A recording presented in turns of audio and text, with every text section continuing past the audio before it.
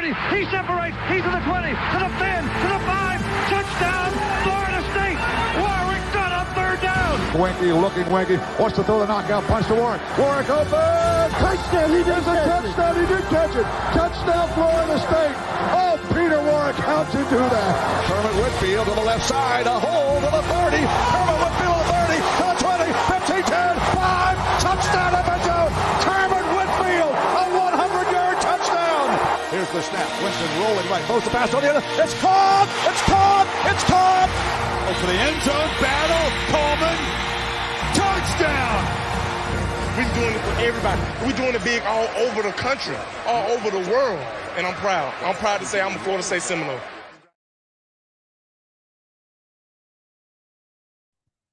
Welcome to a Monday edition of Off the Cuff. I'm Ryan. Listen, what a great weekend of college football, just in general. I mean, so many good games this past weekend, but most importantly, Florida State. Hey, we're 4-0. We're 4-0.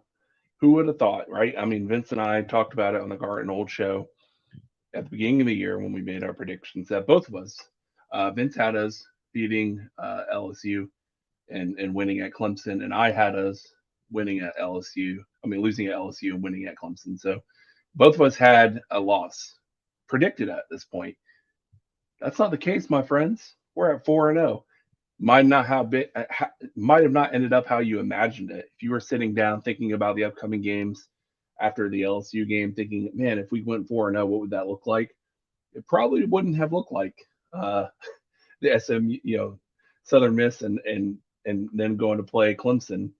It was a little ugly, but listen, what's there to complain about? It's the 10th win in a row. 10 wins. So it's one of the longest streaks in college football. And in those 10 wins, 30 points or more. So fast forward, get down into your own thoughts. Start thinking about how you felt in 2020, 2021, right?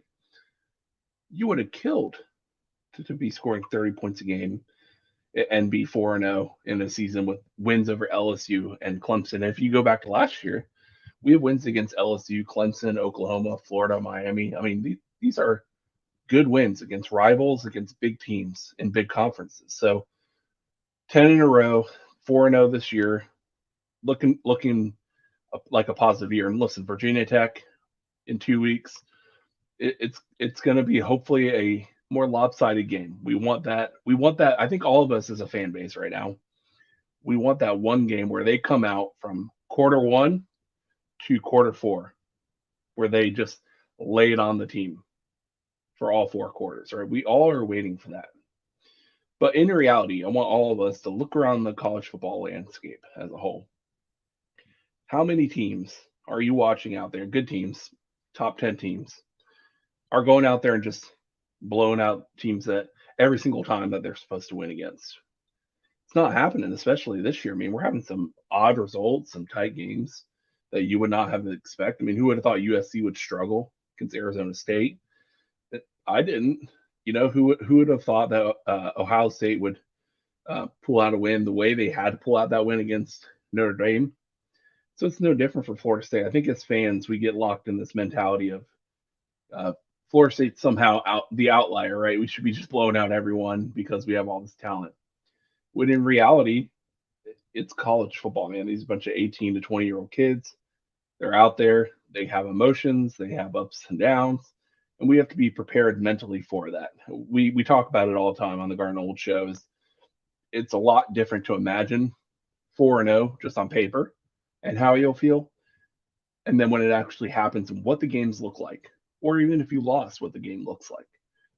It changes your feeling in the moment. So I get that. But I do want everyone to revel in for at least a week.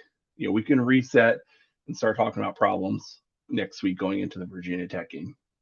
But this week is the time to get on Twitter and rub it in fan bases' faces. Trash talk to Clemson fans and all the other rival fans who predicted us not going 4-0 and being overrated. Now is that week. Go trash talk. Enjoy 1 week, a bye where you know that you are 4-0. You are a top 4 team in the country. And listen, for all of you worried about us dropping a spot in both polls this week, it doesn't matter. We all know the only poll that matters is the college football playoff poll, and that doesn't come out until week 6. So let's get to 6-0. Let's lock in our college football playoff rankings, and none of us will have any problem with that. I think Vince brought up this past week game control becoming another term that we need to keep an eye on. I do think that it applies to the Clemson game. A lot of people were surprised to see Florida State drop in the polls, but look at that game. Look at your own tweets on Twitter during that game. Most of all of our reactions live in the moment through 3/4 of that game was, we look terrible. This is not good. We're going to lose, right? I mean, that's how most people were probably feeling. So just because we ended up with a win, which is great, we got a win in Clemson for the first time in a decade. That's awesome. It doesn't mean that it eliminates all the problems that people saw on the field when they were watching that game. A win is a win, but it does matter how you look in those wins. I mean, we've seen ugly wins and we've seen blowout wins. And if you want to be considered the number 1 and number 2 team in the country, you should have gone out and put a number on Clemson. You have more talent overall, like a better, well-balanced team. You had a better, in my opinion, a better offense, a better overall defense. So I really believe that if you're mad today that we dropped in the polls, well, Florida State could have taken care of business a little quicker, could have looked a little bit more impressive. So it's fine. Just keep winning and it will take care of itself, right? We don't have to worry about it. It will take care of itself if you just keep winning. Now, there's some games left on the schedule that maybe initially when we first started the season, we weren't really concerned about. Duke being a big one. We have the next 3 games are all home games, which is great. And then, Duke being the third game in that next 3. Duke's going to be a big game, and they're a good team. I mean, they beat Clemson, and in my opinion, they probably beat them a little better than we did score-wise. So it's going to be a big one. Miami, whether or not you believe that's a real record right now of them being undefeated or it's a lot of them beating up on inferior teams and their best win being against Texas A&M, which is, I get it. But they're still undefeated. You got to give them some credit. And even Florida looked better 2 weeks ago. I know they didn't look great over this weekend, but you're going to have some games where you're struggling. So just keep winning no matter what, and you'll get where you want to be. What was funny is last night, for those of you who didn't see, so I know all of us have seen the Tiger King memes, like with Mike Norvell and Jordan Travis, but Joe Exotic, who was the star of the Tiger King show on Netflix before getting put in jail, released a bizarre tweet last night where he was saying, he wants to sue because that's his term and his name and everything. And man, I didn't have that on my bingo card this year that Joe Exotic would be tweeting about FSU, but it's pretty entertaining. So if you haven't looked it up, go on Twitter and search Joe Exotic's account. And I guess he's using a burner phone probably from jail, which is interesting. But it's pretty funny. It's worth a good read because he's just crazy and talking a whole bunch of nonsense. And it's fun to see Joe Exotic tweeting about Jordan Travis and FSU and Tiger King and all that kind of stuff. One thing I do want to say is, man, how many times have all of us gone back and watched that hit, right? the sack fumble. That's going to be one of those where, they do the montage at Joe Campbell and they play the replays of highlights over the years. That's going to be one of those. It's going to be right up there with Greg Jones, lowering his shoulder and your Parrish getting hit in the air. That hit is an all-timer, and the ball comes flying out. What a great hit. And without that hit and without that sack fumble, we're not winning that game. We're definitely not. They're about to go up 2 scores on us. There's no way we pull it out. So it was a good game. Definitely had all of us sweating. But now we get to enjoy it for a little bit. And it's been a long time since we've actually gotten to enjoy being 4-0. What's interesting is last year we were 4-0, but it felt different, right? I mean, you felt like LSU was not that great of a team, at least at that point in the year. You didn't think they were. They were unranked. We were unranked. And you got out that win, but you only won by 1 point. So you're like, eh. And then you beat up on a lot of, softies for the next 2 to 3 weeks. So it wasn't until that Wake Forest game where, things started to get dicey. So this year feels different because you beat an LSU team that might be the best team in the SEC right now. They might be. Ole Miss laid an egg, man, against Alabama. I was thinking Ole Miss might have a chance to be pretty darn good this year and pick them to win that game, and Alabama ended up winning. That was a surprise. I think LSU has a claim here. They have a shot at being the best team in the SEC. So you beat that team by that score, first game of the year. I think Southern Miss is a pretty good team. I mean, they have some talent on that team, and then Clemson. I think we all agree.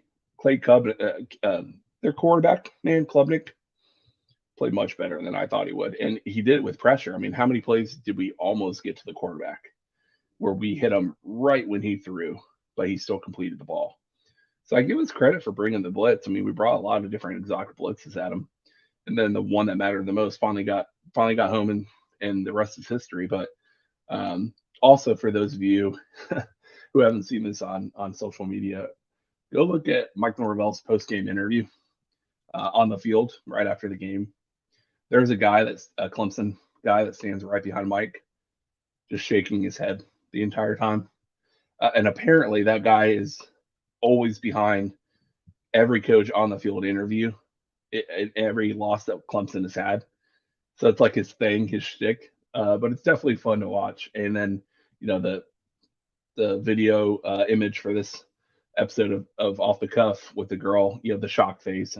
We all love the good fan reactions whenever a team knows they're about to give it all away. That was classic. And then Keon Coleman, man, with that touchdown, it's just, hey, I've watched that condensed footage for the game, the highlights, 2 to 3 times, and I can't wait to watch the cinematic recap that Florida State puts out. It's gonna be a good one, and it's just been a good week, man. And it's gonna be you get to revel in it all week this week. Then we'll lock back in for the Virginia Tech game next week. Vince will be doing a V Drive episode Wednesday, and then we'll do the Garn Old Show 7 o'clock on Thursday, like we do every single week. And then we'll also do pre and post game show for every game this year. So stay tuned because we got a ton of content coming. So please share this feed, subscribe on YouTube and Facebook and wherever you can find us. Podcast services everywhere. You will get at minimum 3 shows a week, usually 5 if it's a game week. So a lot of content, a lot of good stuff coming your way. Thank you guys for watching this short but really enjoyable episode of Off the Cuff, where we're 4-0. Florida State's looking good. Let's go make it to the playoffs this year. I think the ACC championship is almost a guarantee at this point, but let's get to the playoffs, right? That's what we all want. But Garden Old, no inside info, no contacts, no problem.